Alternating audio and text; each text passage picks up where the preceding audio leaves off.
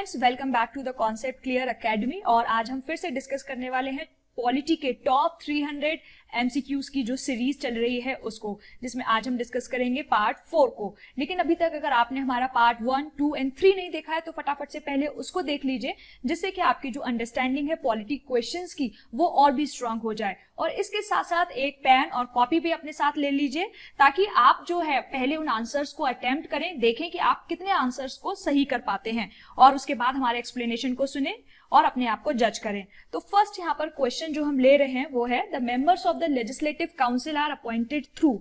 आपको पता है कि हमारी जो स्टेट्स होती हैं उनमें लेजिस्लेटिव असेंबलीज होती हैं। ओके, इसके साथ में आर्टिकल जो 169 है वो पावर देता है कि आप जो है लेजिस्लेटिव काउंसिल्स को बना भी सकते हैं और अबॉलिश भी कर सकते हैं।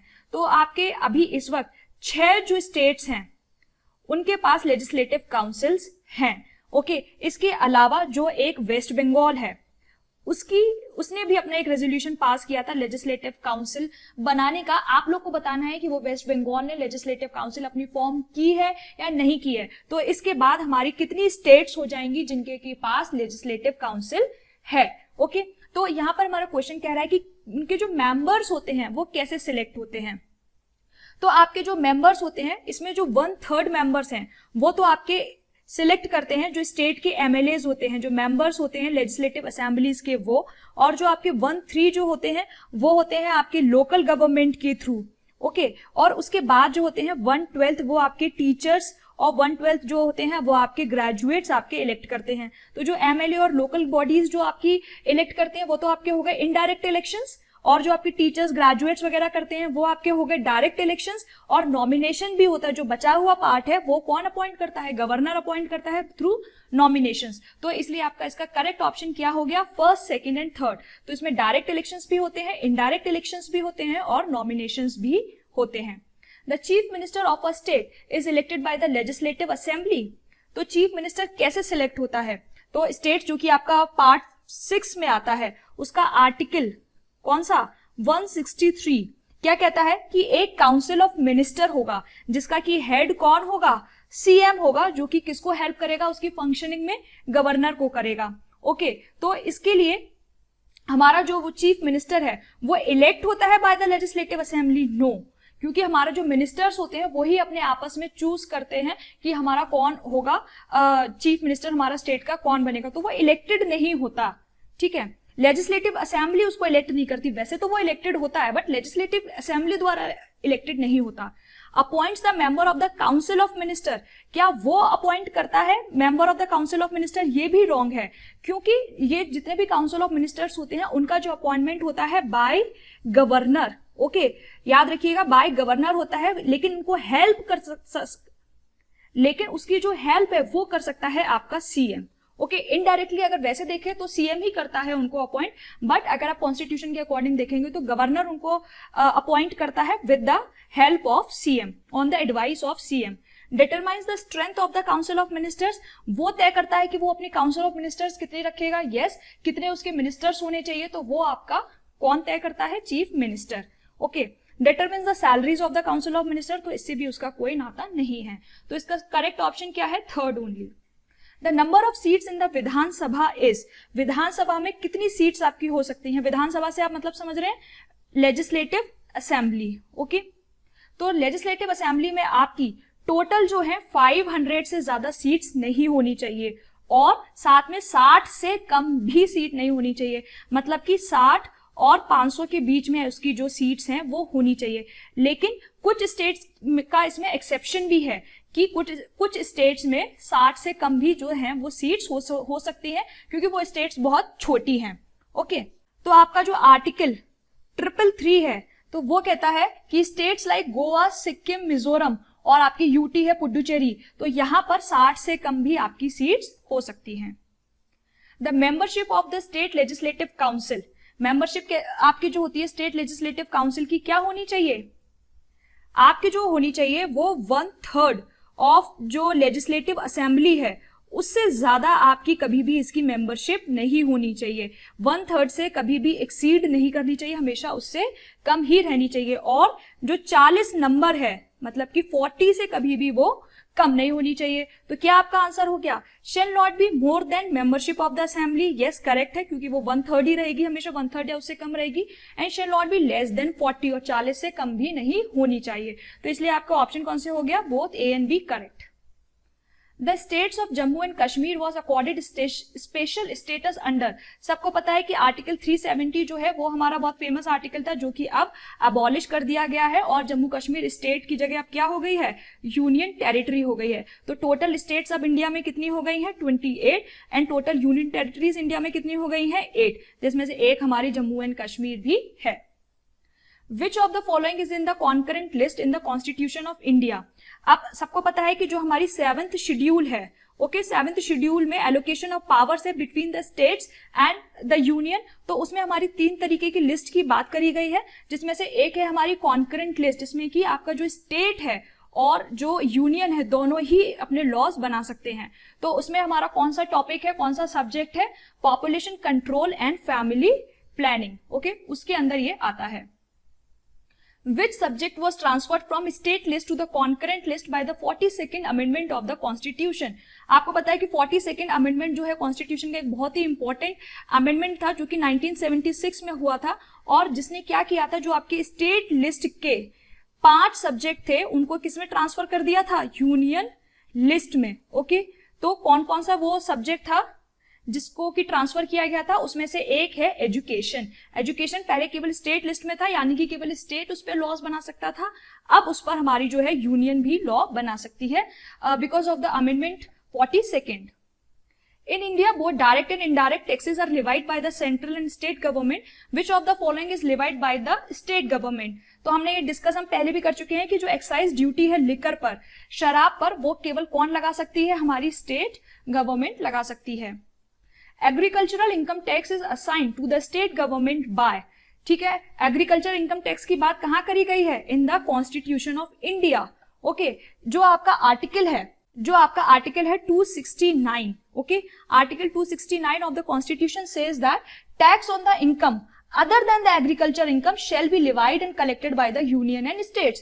तो एग्रीकल्चर इनकम के अलावा आप सारा टैक्स आपका ये दोनों ले सकते हैं, लेकिन जो एग्रीकल्चरल इनकम टैक्स है वो केवल आपका स्टेट ले सकता है, जो कि स्टेट लिस्ट में है, आपका इस सब्जेक्ट को दिया गया है अंडर द एंट्री 46 जो एंट्री है स्टेट लिस्ट की, वो एग्रीकल्चर इनकम टैक्स की बात करती है।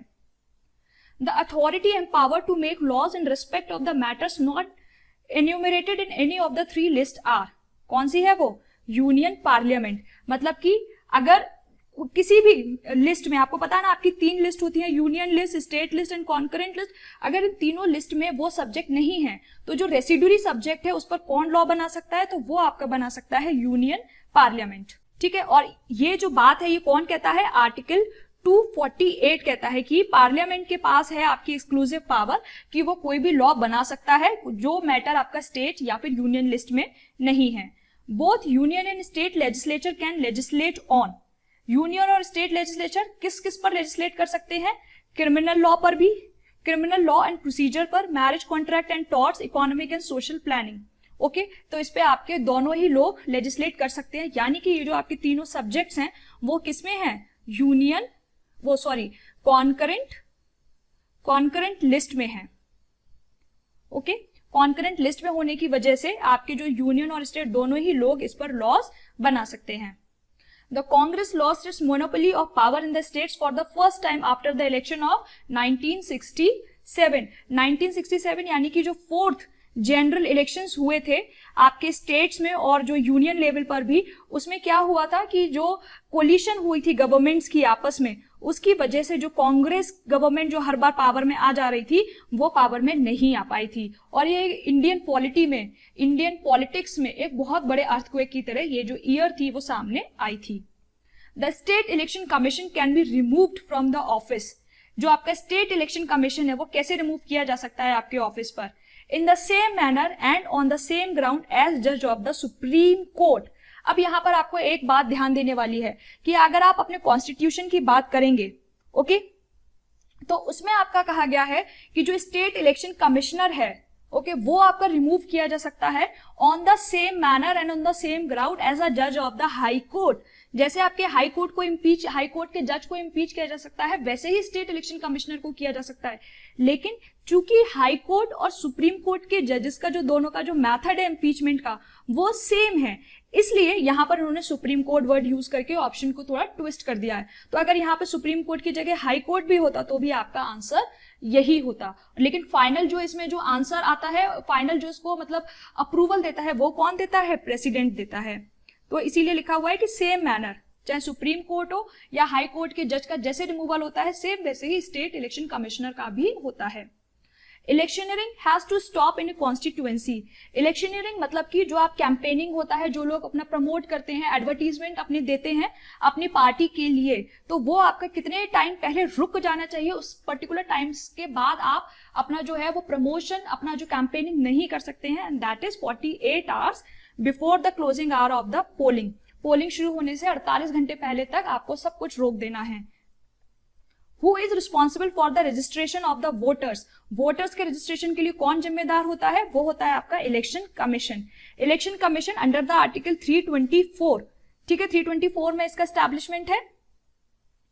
तो इलेक्शन कमिश्नर जो होता है वो प्रेसिडेंट से लेकर जो आपके एमएलएज होते हैं, मतलब कि जो स्टेट असेंबलीज होती हैं, वहां तक के जो इलेक्शंस होते हैं उनके लिए रिस्पॉन्सिबल होता है। तो फिर जो आपके वोटर लिस्ट बनती है, कितने वोटर्स को उसमें अमेंड करना है, किनको हटाना है, किनको जोड़ना है, ये सारी जो रिस्पॉन्सिबिलिटी है वो किसके पास होती है? इलेक्शन कमीशन के पास। Who can cast their votes by the postal ballot? Postal ballot, अब पोस्टल बैलेट क्या होता है? क्योंकि कुछ लोग होते हैं अगर वो अपना वोट देने के लिए नहीं जा सकते तो फिर उनको इलेक्ट्रॉनिकली आपका जो बैलेट पेपर है वो दे दिया जाता है, फिर वो पोस्ट के थ्रू आपको इलेक्शन कमीशन को वो रीसेंड करते हैं। तो इसमें आपके जो मेंबर्स होते हैं आर्म्ड फोर्सेस या फिर ऐसे जो पर्सन जो कि कहीं बाहर पोस्टेड हैं, अब्रॉड पोस्टेड है, वो इंडिया नहीं आ सकते, या फिर ऐसे ऑफिशियल जो कि खुद ही इलेक्शन ड्यूटी पे हैं, तो वो अपना वोट कैसे कास्ट करें, मतलब बाहर है अपने जहां पे उनका वोट है वहां पर वो लोग नहीं है, तो ये तीनों लोग तो आपके जो है वो पोस्टल बैलेट के थ्रू अपने वोट को दे सकते हैं। तो आपका सही ऑप्शन क्या है? First, second and third. इसके अलावा जो आपके एल्डरली पीपल हैं, अभी अभी अमेंडमेंट किया गया है 2020 में कि जो 80 साल से ऊपर के लोग हैं, 80 साल के ऊपर के लोग हैं, प्लस जो डिसेबल्ड हैं, ओके, ये लोग भी पोस्टल बैलेट का यूज करके अपने वोट को कास्ट कर सकते हैं।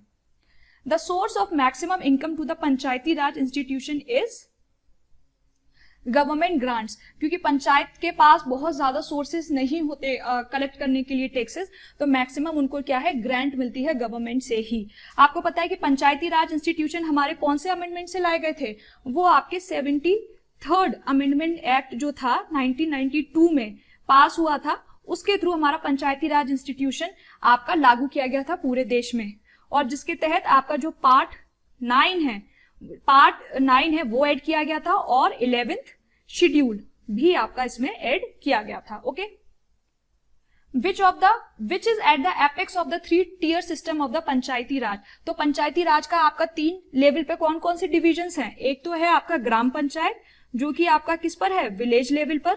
फिर है एक आपका मंडल और मंडल परिषद या फिर आपका ब्लॉक परिषद जो कि है आपका ब्लॉक लेवल पर, और एक है आपका जिला परिषद, ओके, जो कि है आपका डिस्ट्रिक्ट लेवल पर। तो एपेक्स बॉडी आपकी कहां पर है? जिला परिषद। तो जो एपेक्स पर है 3 tier सिस्टम के, वो कौन सा है? आपका जिला परिषद।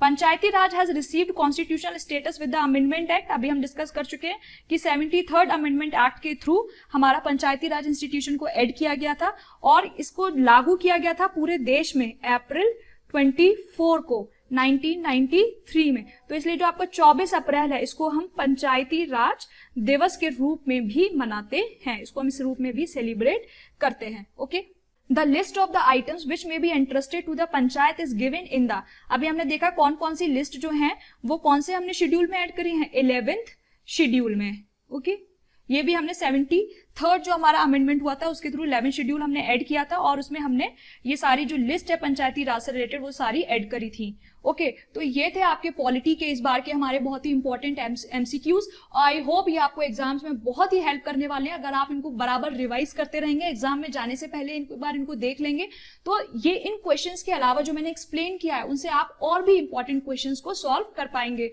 तो चलिए मिलते हैं आपसे अगले नेक्स्ट बहुत ही इंपॉर्टेंट वीडियो में। अगर आपने अभी तक हमारे चैनल को सब्सक्राइब नहीं किया है या लाइक नहीं करी हमारी वीडियो तो प्लीज करें, और मिलते हैं अगले लेक्चर में। Bye bye.